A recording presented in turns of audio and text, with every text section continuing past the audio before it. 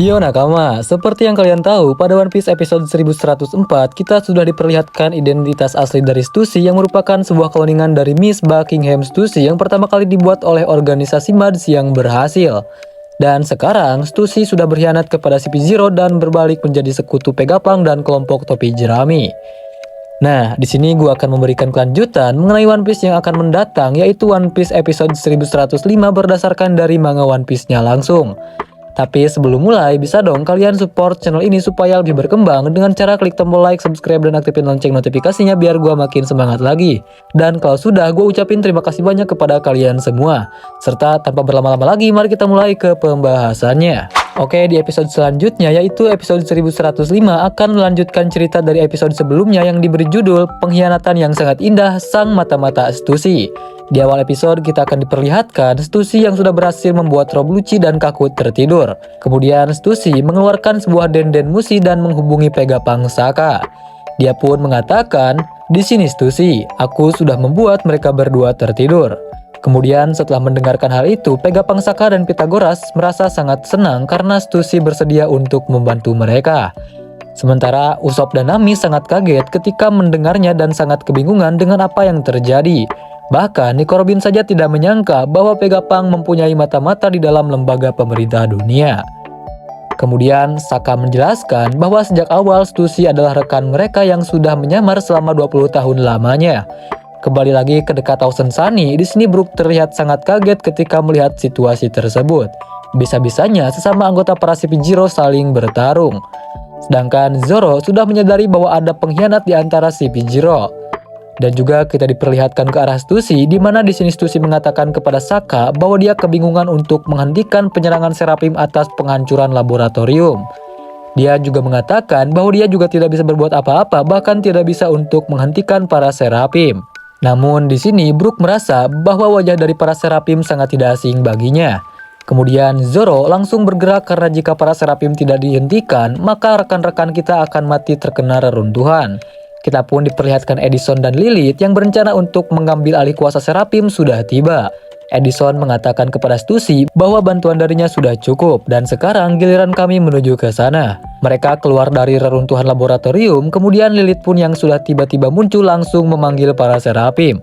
Namun sebelum Lilith memerintahkan untuk berhenti menyerang, secara tiba-tiba Seraphim S-Hawk datang dan menyerang Lilith. Untung saja serangan S-Hawk ini langsung berhasil ditahan oleh Zoro menggunakan pedangnya.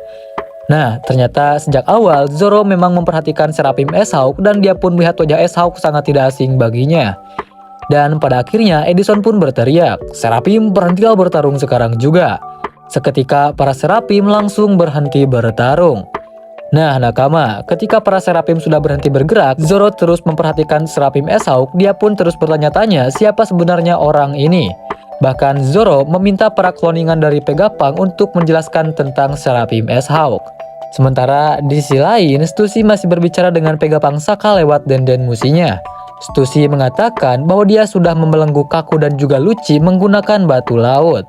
Kemudian Saka pun menjawab dan merespon perkataan dari Stussy dan Saka pun berkata, "Terima kasih Stussy, sekarang ikutlah bersama kami dan mari kita tinggalkan pulau ini bersama-sama." Adegan pun berpindah ke Luffy dan juga Chopper, mereka sedang mencari Bonnie dan Dr. Vegapunk. Mereka mengatakan bahwa mereka tidak bisa berangkat kalau mereka belum naik ke kapal.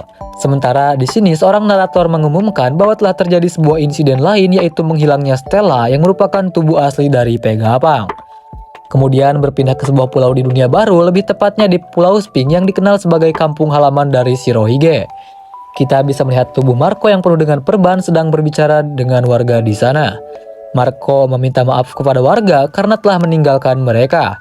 Kemudian selama Marco pergi ke Wano Kuni untuk membantu topi jerami, salah satu warga pun menceritakan kejadian yang terjadi di pulau tersebut.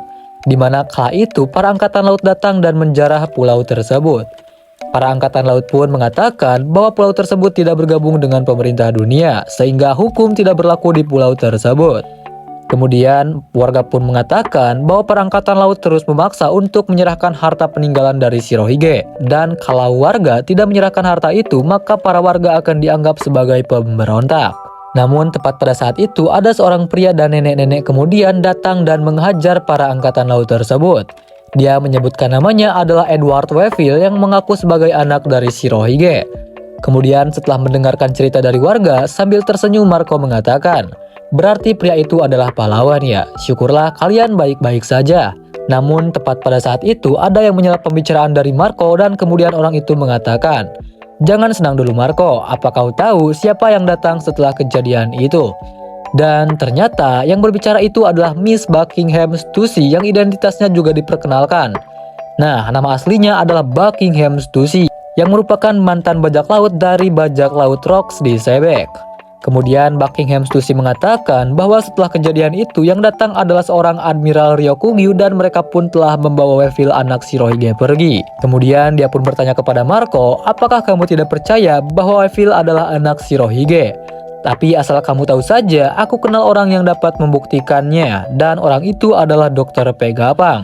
Kemudian Miss Buckingham Stussy menangis dan dia pun mengatakan, padahal Weevil kesini hanya untuk melindungi kampung halaman ayahnya, tapi malah dijebloskan ke penjara. Malang sekali nasibnya, padahal dia itu anakku dengan Shirohige. Namun di sini Marco menjawab, "Aku hanya mau berterima kasih karena telah menyelamatkan desa ini."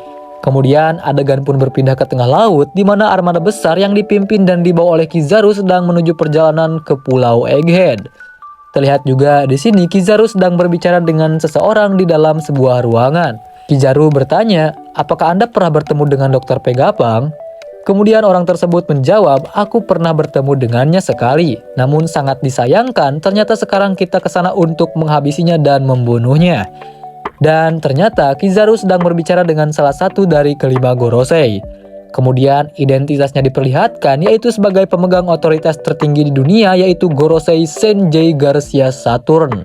Nah nakama, oke itulah kelanjutan mengenai One Piece selanjutnya yang akan mendatang. So jika kalian suka dengan pembahasan kali ini, jangan lupa kalian klik tombol like, subscribe, dan aktifin lonceng notifikasinya. Serta buat kalian yang suka update dan info seputar One Piece lainnya, kalian bisa kunjungi dan follow juga Datanistik atau kalian bisa cek link yang ada di deskripsi. Oke nakama, gue Etsy pamit undur diri. Sampai ketemu lagi di video selanjutnya. See you nakama.